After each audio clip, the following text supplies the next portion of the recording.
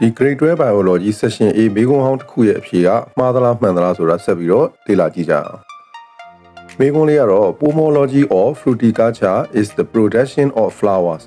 pomology သို့မဟုတ် fruiticulture ဆိုတာကပန်းပွင့်တွေထုတ်လုပ်တဲ့နည်းပညာတစ်ခုပါဆိုပြီးတော့ပြောထားတယ်မှန်သလားမှားသလားမှန်သလားမှားသလားဆိုတော့ဒီမှာ false ကိုဖြေလိုက်မယ်ကြည့်လိုက်ကြအောင်အဲ့တော့ false ကိုဖြေလိုက်တာကမှန်ပါတယ်ဘာလို့လဲဆိုတော့ pomology သို့မဟုတ် fruiticulture ဆိုတာက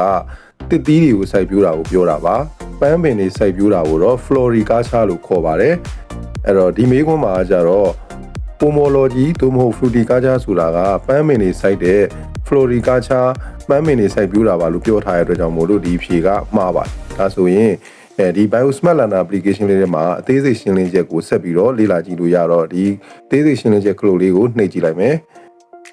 ဒီမှာဆိုရင်မေးခွန်းလေးကိုပါပြန်ပြီးတော့ပုံလေးနဲ့ပြထားတယ် pomology of fruiticulture is the production of flowers အဖြေမှန်က false ဖြစ်တယ်အဲ့တော့ဒီမေးခွန်းကဆိုရင်စိုက်ပျိုးရေးပညာရပ်တစ်ခုဖြစ်တဲ့ agriculture ရဲ့ဘာသာရဲ့ခွဲတွေရဲ့အကြောင်းခေါ်ဝေါ်တွေကိုမေးထားတာဖြစ်ပါတယ်မေးခွန်းမှာဆိုရင်တော့ pomology သို့မဟုတ် fruiticulture တစ်သီးဝလံစိုက်ပျိုးရေးကိုပန်းပင်စိုက်ပျိုးရေးနဲ့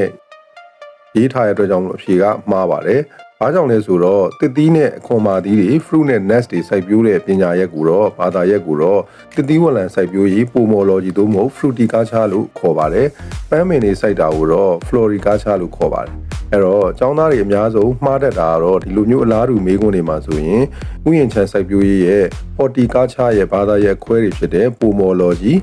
floriculture, olericulture တို့ရဲ့အဓိပ္ပာယ်ဖွင့်ဆိုချက်တွေကိုလွဲပြီးတော့အလွတ်မှတ်ထားရတဲ့ကြောင့်မို့လို့ true or false ဆိုကွက်လက်တို့မှာကွက်လက်ဖြေတို့မှာ choose the correct answer တို့မှာမှားတတ်ပါတယ်အဲ့တော့တေချာအောင်ခေါင်းထဲမှာမှတ်ထားမှာကအသီးဆိုရင် pomology လို့မှတ်ထားလိုက်ပါပန်းဆိုရင်တော့ flower ပေါ့နော် floriculture လို့မှတ်ထားလို့ရပါတယ်အဲ့တော့အလွယ်မှတ်တဲ့နည်းနေရတော့ပိုမိုကိုဟလာအသီးပေါ့နော်ပိုမိုကနေလို့ခေါ်တဲ့တလဲသီးနဲ့တွဲပြီးမှတ်ထားလိုက်ပါပိုမိုကနေအသီးအဲ့တော့ပိုမို logy ဆိုရင်အသီးနဲ့ပဲတွဲရမယ်ပိုမို logy ဆိုတာတစ်သီးစိုက်တယ်လို့ပဲမှတ်ထားလိုက်ပါ flory ဆိုတာ flower ပေါ့နော်